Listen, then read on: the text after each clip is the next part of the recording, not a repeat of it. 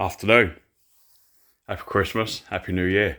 I know I've been a bit slow with my YouTube channel and stuff. As you can see with this, we've been flat out for the last couple of weeks. So this is an update on the car. So as you can see, we're pretty much done. So over the last few weeks, it's just been putting the car back together. You see, the Kevlar seal guards are on. See all the bumper and trim. Spotlights, all the wiring's all in. Pretty much there under the bonnet. I'll go into a bit more detail in a minute over that. So yeah, so that's that all done in there. Obviously with the electrics in the car, all fitted with seats. Obviously I've had Dale Jr. down there, obviously because he's my co-pilot, as you can see, because obviously we're both called Dale. So we've had him set up in the seat, getting comfy. So as you can see, seats in, footrest. Got to finish off this door card, but now we've got a seat in. I'll put the card on, because I've got a map reading lamp, and I think there's some net for just general navigation bits and bobs. So that's done on there. So after many of a palaver, we're sorting it out. So as you can see on there, got an idea. See, got charging points, got the voltage on the battery. So that's on there. As you can see on there. So this is a bit of a mixture. That's the lights inside the cab, closer to him, which I was quite impressed how it all come out in the end. Got that in there. Time clock's all in. I think one of them, I think that one is for lights. Obviously I'm going to put some stickers on there to tell what it is. So that's that one. Then we've got one for the heated windscreen, which is all in, which again is one of those. And then there's another one, which is for the spotlights that are going to go on the front. So what happens with that is that powers the relay. And then what I've done is on full beam on the headlight loom, I've put in a connector. So once I turn that switch on, obviously the relay under here will be live, and then when I put it on full beam, it sends its power, which obviously to these two. So yeah, which I didn't think was too bad.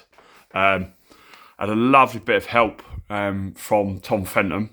As you see with the spotlight mounts, I was under the impression that they bolted on to the front bumper mounts, and it turned out they didn't. And he obviously messaged me. He said you need to bring them in as close to the sort of like the recess area where your number plate sits, because once you've got your light on there, it will affect your beam on the front of the car.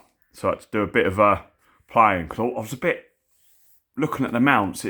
They fitted on the anchor points, but it just didn't sit right. And then obviously Tom sort of gave us a bit of a heads up and says, yeah, he said it'd be an ideal world if they fitted in that point. He said, but they don't. They need to go in more.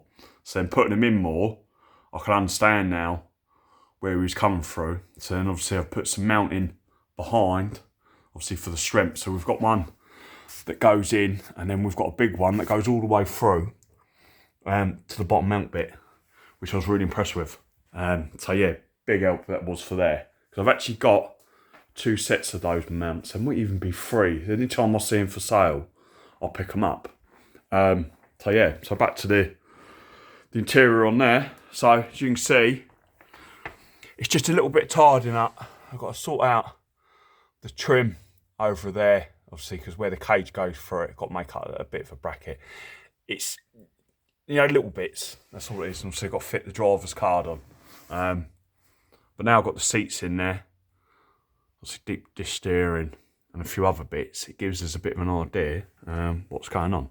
So yeah, so that's all in there. In the boot area, again, all my Kevlar guards and a bit for the boot came from Ian Collins down at Retro Racing Rally. So yeah, so we've got Kevlar guards, spare wheel tray for the wheel to set on. Obviously got a pair of straps in there for the spare wheel. Also got a Kevlar guard on the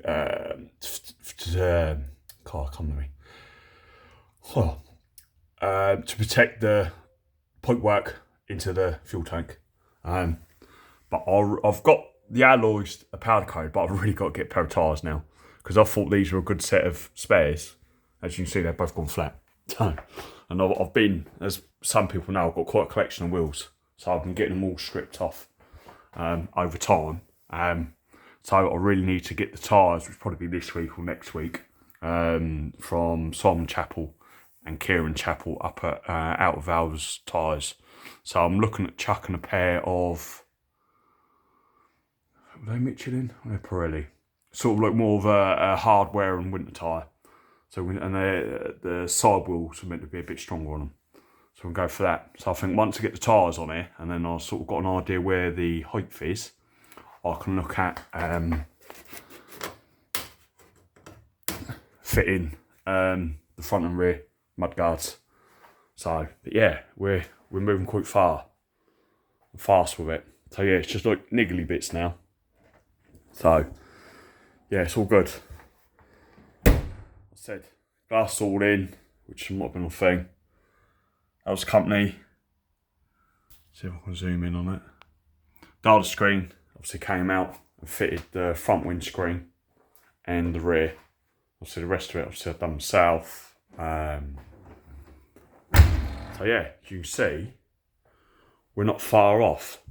So moving back to the engine, some of you guys will follow me on Instagram and Facebook and stuff like that. I had a real bad issue with the engine.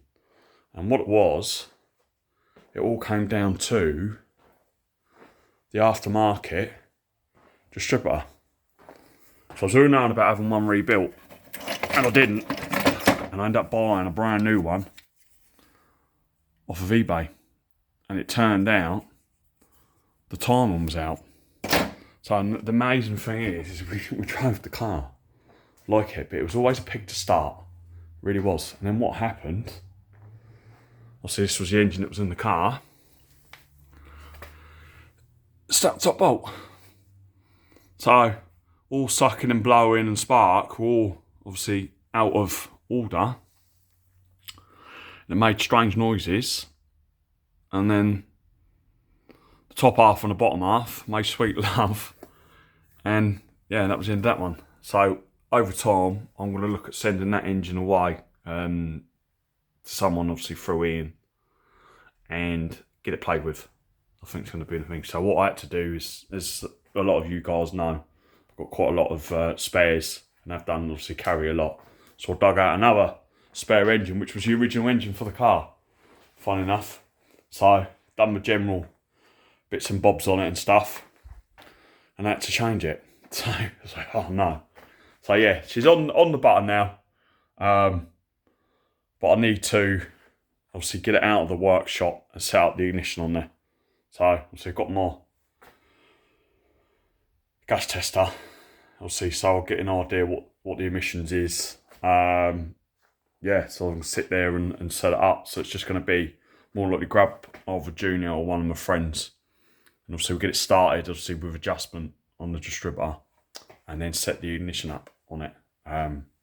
So yeah, got a strap brace to go back on it. But we're pretty much there. It's just little bits and bobs now. So it's been over the last couple of weeks, just been flat out on it to get it done. So yeah, as you can see with the Type 5, we're nearly there. And then once this one's done, I can crack on with the Type 5 XS, which is looking a bit sorry for itself out in the yard. But that's just been a major sort of parts buying for the Type 5 XS. So I've pretty much got all the bits to start putting it back together. So I've got to get under it with a stone chip, give the engine bay, front panel lick of paint, refurb subframe on it, shove little bits. So yeah, so that'd be another one in due course. But like I said, I've not seen anyone, not spoke to anyone for a while, not given any updates. Obviously with my YouTube channel.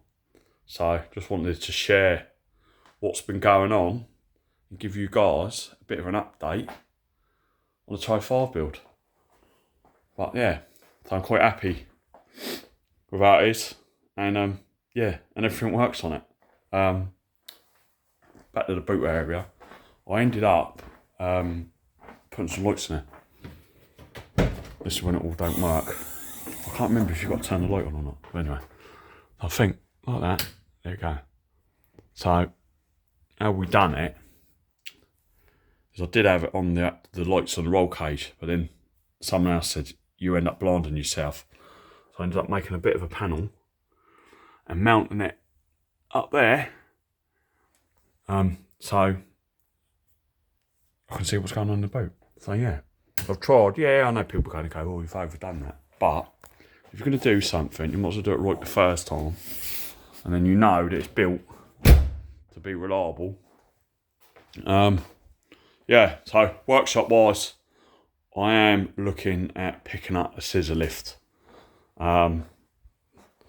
Which will live out in the yard for now, and then maybe in the summertime sink it into the floor in there, because I need something to make obviously general maintenance and stuff, just a general check over, because getting the jack out and the actual stands and stuff starting to get a bit of a pain in the arse. So I think putting in a scissor lift will make things a lot easier. But yeah, so like I said, we're nearly there. And that is the last 4 boxes. So as people would have seen, I had boxes and boxes and boxes of new parts. And now I've not got a lot because they're all on the car. So anyway, so hopefully everyone's having a lovely day on Sunday. And I'll see everyone, talk to everyone in due course. Thank you very much.